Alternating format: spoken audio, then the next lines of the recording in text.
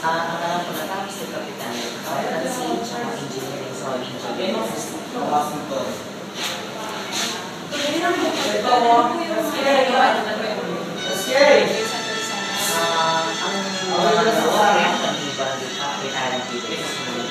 ang mga social basic services. Ito mga pinaka, yung mga senior citizen, tsaka yung mga youth natin dito. For example, yung mga kababayan natin dito sa mga pamilya natin dito sa Central Osario.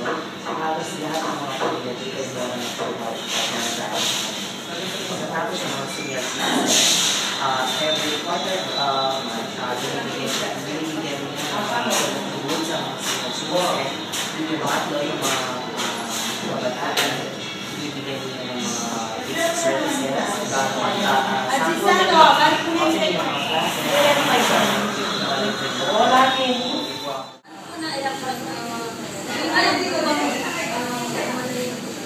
Oo, meron pa siyang balak na umamit sa bahay ulit para ipagpatuloy niya yung mga basic services na nasa atin constituent gift sa atin para ito. Tingin po, ano pa po yung pwedeng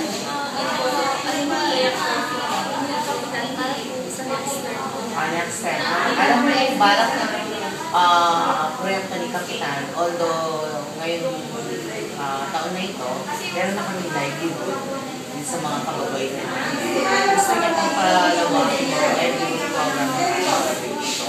For example, this 2012, meron yung mga models plan ng mga secretary.